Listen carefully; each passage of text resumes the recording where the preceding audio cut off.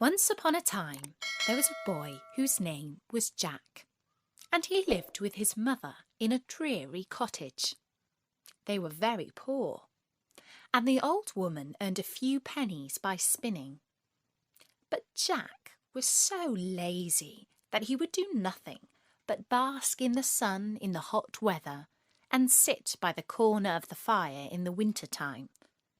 His mother could not make him do anything for her, until at last she warned him that if he did not begin to work for his porridge, she would turn him out of the house to get his living as best he could. This threat finally stirred Jack, and he went out and found a job for the day working on a farm. The farmer paid him 1 penny, but he was not used to having money, and as he was coming home, he lost it as he passed over a stream. "You stupid boy," said his mother. "You should have put it in your pocket." "Next time I will," replied Jack. The next day Jack went out again and found a job with a cowkeeper, who gave him a jar of milk for his day's work. Jack took the jar and put it into the large pocket of his jacket, spilling it all long before he got home. "Oh, dear me," said the old woman. "You should have carried it on head." "Next time I will," replied Jack. The following day Jack found a job with a farmer, who agreed to give him cream cheese for his work. In the evening, Jack took the cheese and went home with it on his head. But by the time he got home, the cheese was completely spoiled, part of it being lost and part matted with his hair. "You good-for-nothing boy," said his mother. "You should have carried it very carefully in your hands." "Next time I will," replied Jack. The day after this, Jack went out again and found a job with a baker, who would give him nothing for his work but a large tomcat. Jack took the cat and began carrying it very carefully in his hands, but in a short time Tommy scratched him so much that he was forced to let it go.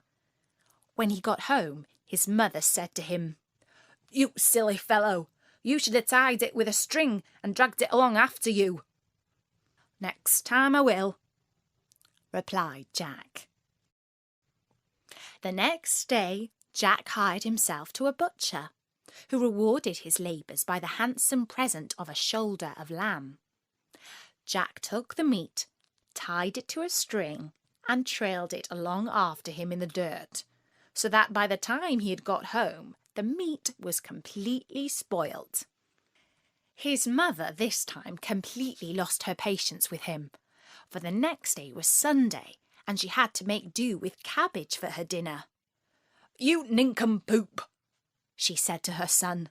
"You should have carried it on your shoulder." "Next time I will," replied Jack. On the Monday, Jack went out once more and found a job with a cattle keeper, who gave him a donkey for his trouble. Although Jack was very strong, he found some difficulty in hoisting the donkey on his shoulders, but at last he managed it and began walking slowly home with his prize. Now it happened that in a house along his way there lived a rich man with his only daughter, a beautiful girl, but unfortunately deaf and dumb. She had never really laughed in her life, and the doctor said she would never recover till somebody made her laugh.